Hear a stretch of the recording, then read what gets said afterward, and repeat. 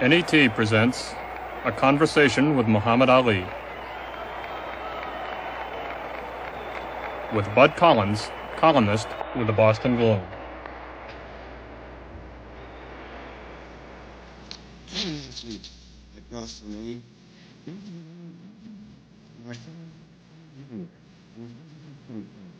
The fight only became a lot, and certainly anything.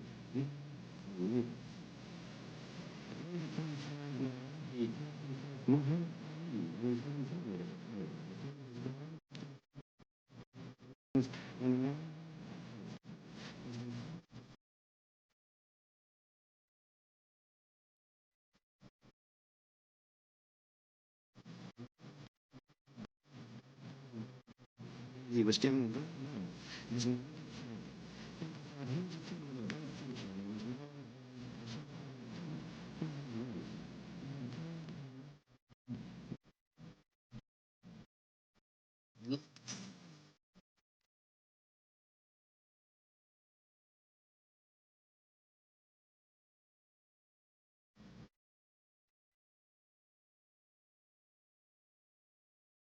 He turned up.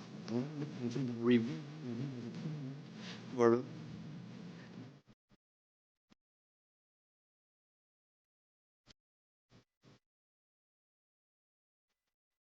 people.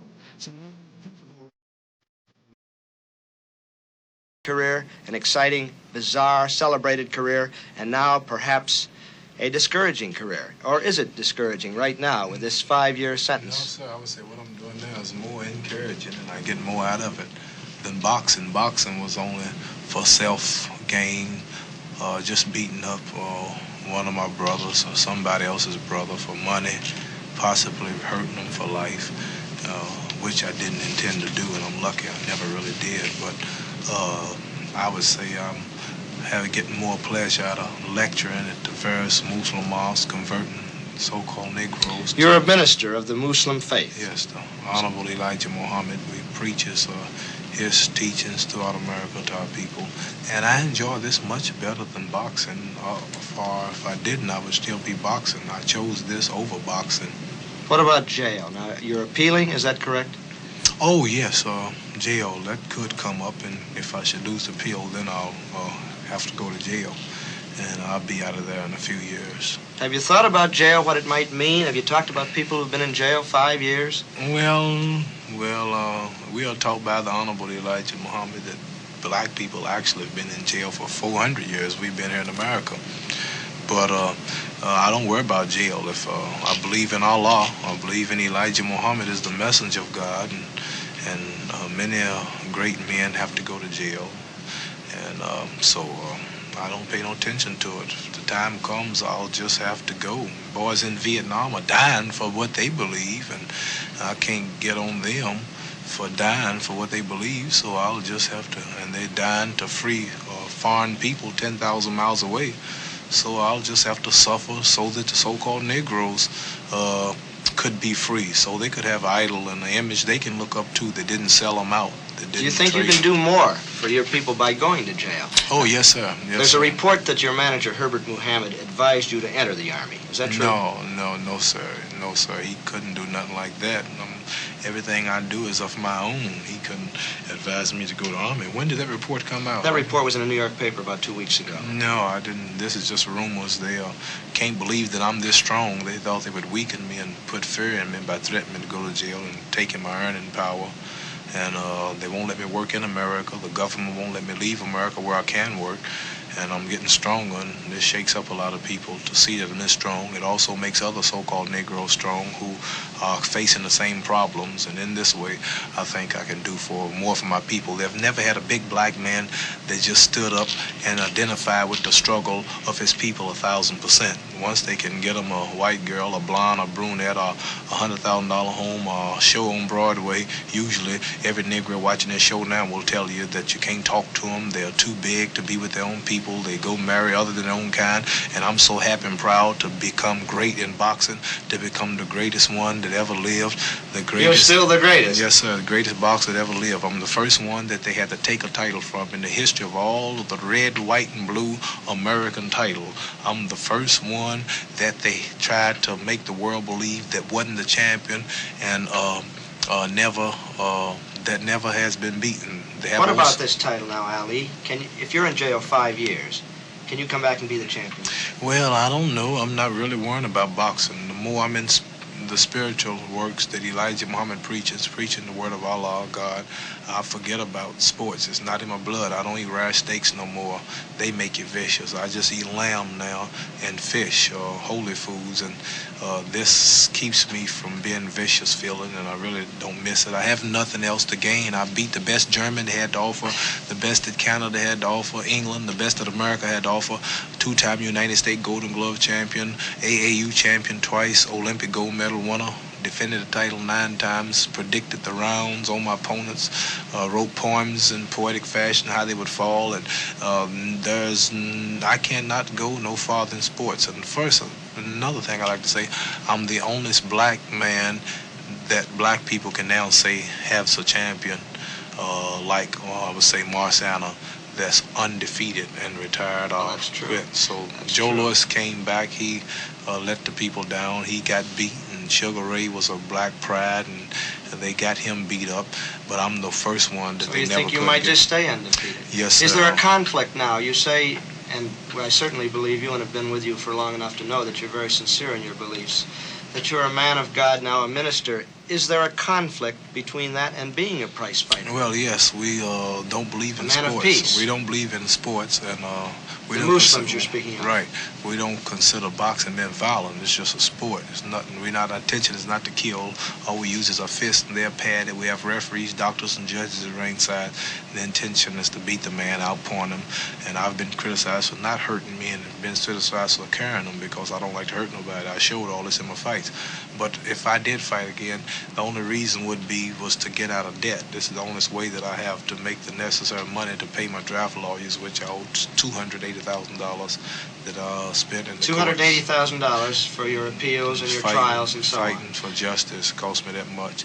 And then other things, back alimony to the wife, and I can't pay nobody now because I'm not allowed to work and out of the country. So if I did fight, it'll be for those reasons. But just boxing itself, I could box tomorrow if I want to. I could just go to the gymnasium and box, but it's the money. 3 years ago, when we were coming on the way from Boston in Big Red, your great bus with Bludini, Brown, Yeah. Otis 5X was Yeah. driving. We had quite a gang. You said to us, Whitey's get in the back of the bus, which we dutifully did. And we had a lot of fun. And the last fight, just even though you had all this on your mind and all the pressure, you were with Boudini and you put on the Dracula masks with Saria, one of your trainers.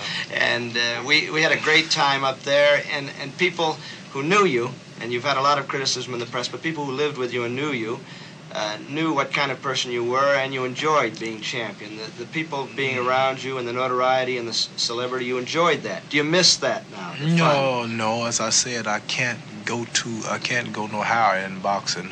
There's no one I could beat who could get me more praise than being a boxer. I'm always around people. I'm still around people every day. I'm around 6 of them traveling with me today. Every city I go to, the people are waiting for me. I just left college here. MIT. MIT University. And you were well received We have a by predominantly white audience. Yes, everywhere I go. We was up at Fairleigh Dickinson in New York, C.W. Post, Iona University, Canisius University, and Penn State, and Morgan State College, and Princeton. You like to be with people. There's no yes. doubt about that. By me not boxing didn't take nothing away from me as far as fame is concerned or people. I can always hold my head high. I can always put on a necktie, and I can talk. Most boxers, you bring them on this show now, even the ones fighting, they couldn't talk like I'm talking now. Well, nobody can talk like you can talk. Yeah, so I have lots to fall back on, so I can't just ask the question in long. I just can't miss boxing. Do you remember, Ali, that night when we were on the bus? We were in Yulee, Florida. We stopped to get some food. It was a Jim Crow diner. They threw Boudini out, and you didn't go in. I told him not to go at first. I told him not to go because I can tell. I went in first, and the man said something about we don't serve Negroes. I said, yes, sir, I'm sorry. And I went because we who are Muslims don't believe in enforcing our places self. And you said to Boudini that night, you said, you're following Martin Luther King and people like that, and you're wrong, did you not? No, I don't remember saying that. And I didn't mention him. I'm sure I didn't. I said. But I think you said something about that wasn't the way to go about it. Well, I said if the man don't want you there, and this is his restaurant, and if he hates you that much to put you out or to shoot his own white brother to keep you out, there's a possibility that vanilla milkshake you want, when he go back to fix it, he could, spit in it. And I'm sure if somebody spit in the milkshake and mix it up, you couldn't see it. And I don't see why you have to be sick mentally to want to force yourself into places where you're not wanted. You see the man hate you. You see they don't want you down here. I want you to leave him alone. We're going somewhere else. He said, no, I'm going in. I'm an American. I'm American. I got a right to go. I said, well, come on out. I bet you I'll come out with what I want. 5 minutes later, he came out with nothing. He said, treat me like that. I'm a man. I said, I told you, leave the people alone. They didn't want you. You just make yourself look like a fool. So we went on down the street, and another white restaurant. We could eat in. Right, yeah, we could eat in. Yeah. But tell us about the Muslims now. As I said, the day after you won, you remember that very well. Sonny Liston, the big old bear, as you call him, sat in his corner. Quit to you. You became champion of the world. Everybody thought this is a refreshing young man. I always wondered what was his trainer talking about. I'll let you finish right after this. You know what his trainer was talking about when Liston sat on the stool? No. He said, Sonny, get up, the bell rung. Sonny said, my mama didn't raise no fool. I'm standing right here on my stool. You got that poetry still going. What was you going to say? No, I was going to say that the next day, Ali, when everybody was saying the...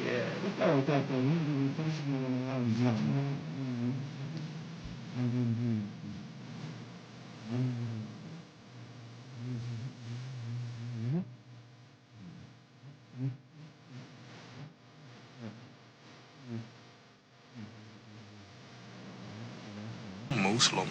My religion is Islam. What's wrong with that? You have 600 million Muslims on earth, and Muslim only mean one who submits entirely to the will of God, Allah, and Islam only means peace, entire submission to God, and we don't believe in forcing ourselves on white people. Do you hate the whites? No, sir, we don't hate whites. Whites. Why is that grown up, do you suppose, that the Muslims this is are a false hate propaganda white to scare Negroes, to keep them from coming, because Negroes by nature love their enemy. They pray for those who use them. Negroes by nature don't hate nobody.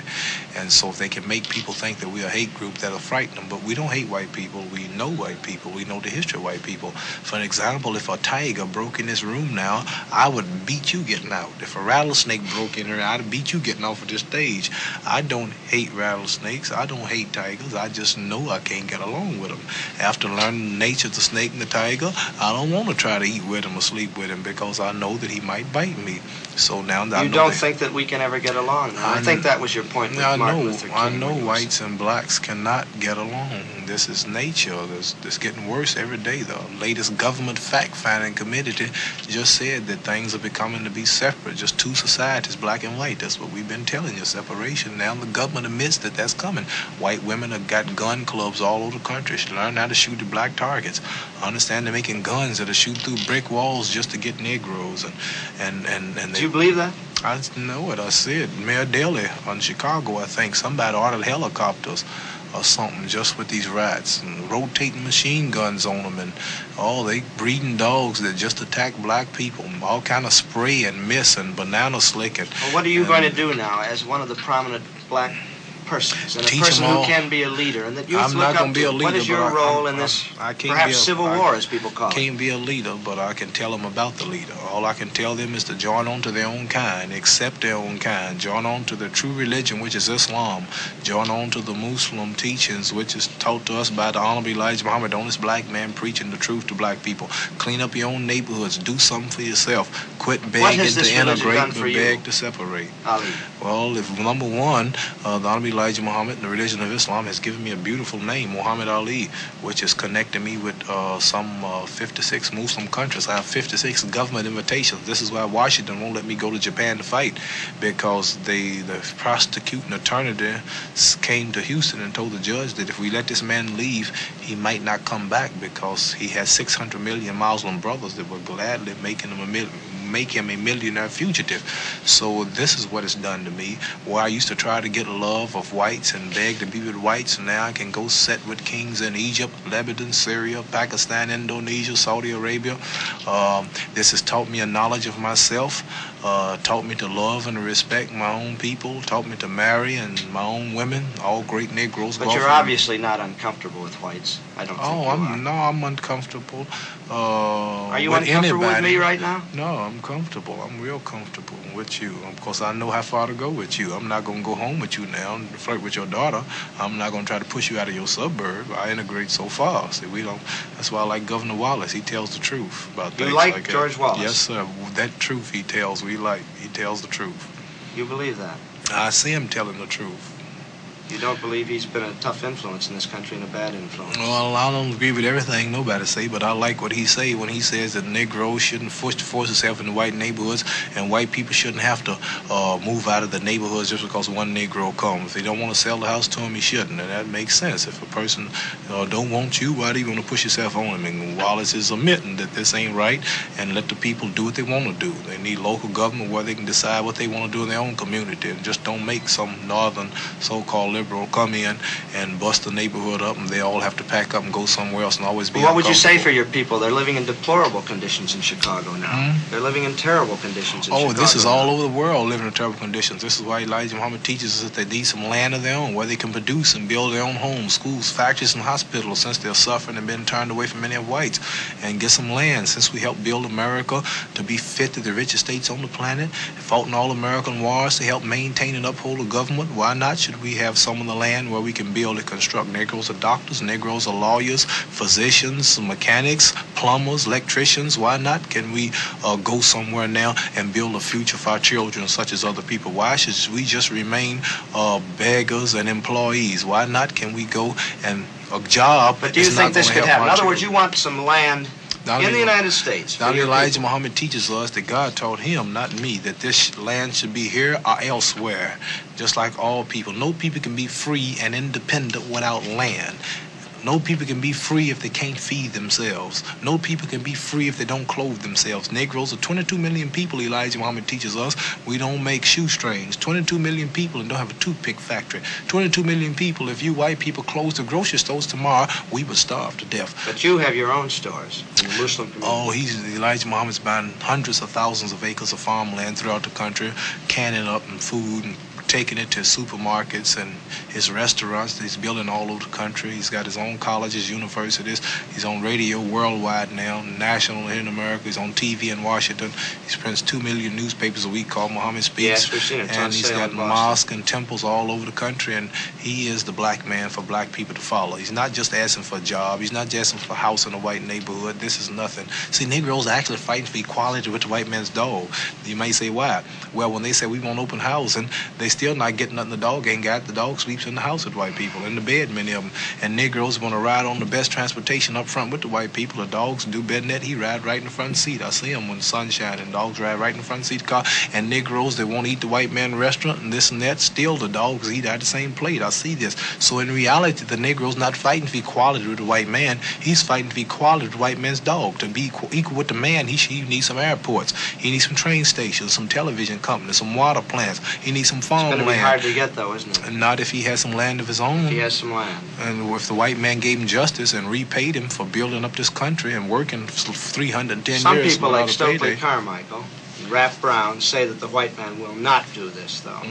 Well, that they have to be militant. They are militant. You, I think, probably know these men, do you not? I know them good. We would look like fools trying to be violent against the most powerfulest military country on earth. We would look like bulls running down a railroad track head on into a more locomotive train.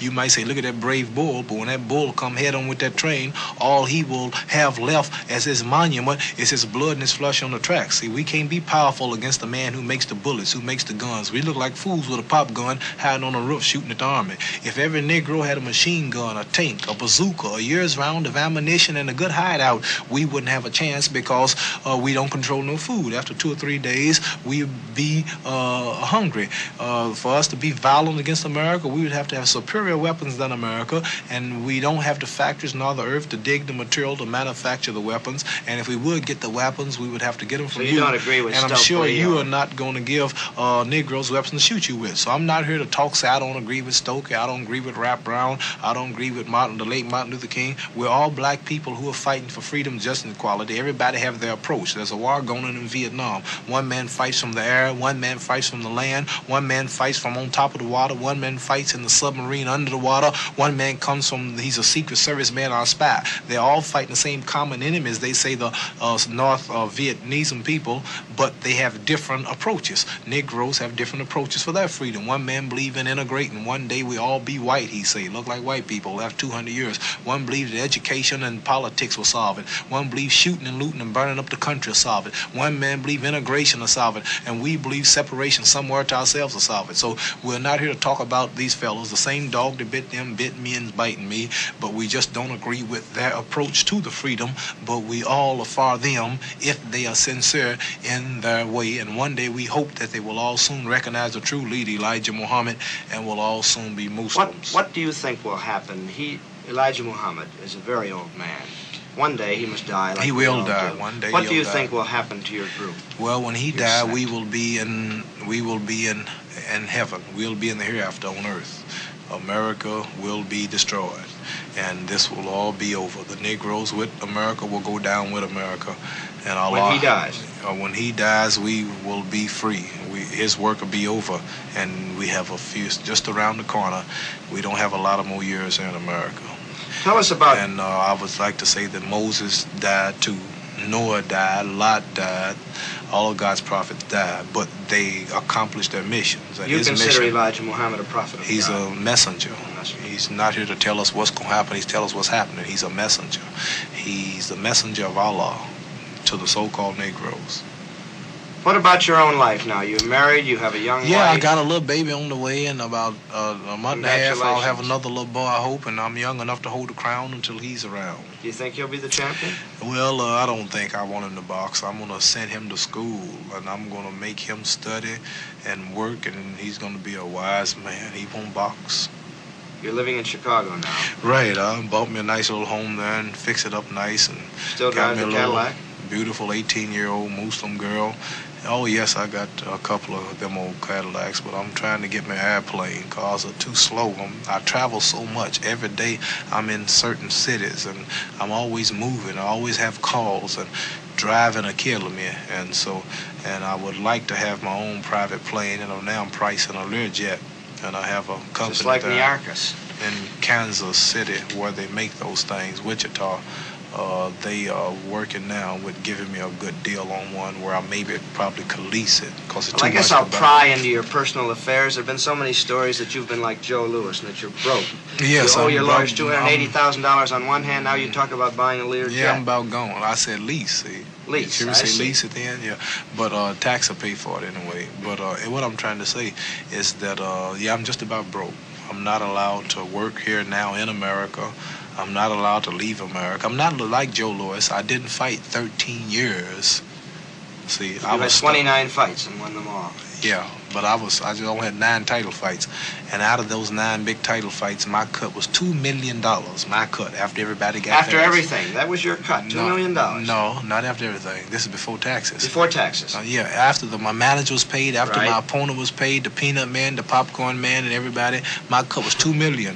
And out of $2 million, the 10 white men that backed me in Louisville, they made a deal with the government behind my back. I knew nothing about it. Real quick, they made a deal with the government where they would give the government 90% of all my earnings before I got them. This was called the Joe Lewis law to keep me from being broke, they say. But 90% of my $2 million went to the American government. So that only left me 10% out of $2 million to live on. And out of that, I had to pay $150,000 to get rid of my first wife because she wasn't joining my faith. And then naturally, it cost me money to live. So the money's about gone. And not only me, I don't know why people are so confused over one Negro Negro boxer getting low in funds or depleted in funds when America's broke. America's now canceling trips and things to save money. So if you know if big, powerful America can get broke, you know a little Negro boxer can get broke. Well, that's true. You can. You've severed all connections now with your management group in Louisville, which is the group that brought you on. Did you leave them in a friendly manner? Oh, yeah. The contract ran out. And they wanted to renew it, but they didn't want to give me the price for it, so we just had to find another manager. You go back to Louisville often to see your mother and father? Oh, yes, I was there 2 days ago. I was in Louisville, but I don't have time to stay there too much. The town looks so small, and the people move so slow. The friends are raised up. We'll still stand on the same corner, ain't doing nothing, just hanging around the same places. And when you get out and travel and knowledge and when you get knowledge, wisdom, understanding, and when you've been around the world a couple of times like me and talking to wise men like you, newspaper men, and on all these TV shows, and this makes you wise and intelligent. When you go back to these little one-horse towns, you just can't stay there 2 hours. You just, after a day, I'm ready to get out. Well, you got to move. I've noticed that about you. You like to move. You're a restless person. Even in jail, I'm going to have a moving plan. Move you from cell to cell, or? I don't know. Have you gotten any specific word about when they will act on your appeal? I got a letter the other day said, get ready because they're cleaning out your cell to take you on the trail to the jail cell without bail. Without bail. And are you getting ready? Yeah, if I have to. I told my wife she's packing up a few things, and I left a certain money. I bear it for her to go back to. You bear it. You better watch the IRS probably watching this show. That's all right. I bear a lot of money that I make after taxes. I make a little money. Like if I make $1,500 in speaking engagement, I give the government that 30%. Then I take what's left of mine. I don't put it in the banks because banks might go broke or they might get robbed. And I just take my money and I hide it here and hide it there and tell her where the hideouts are.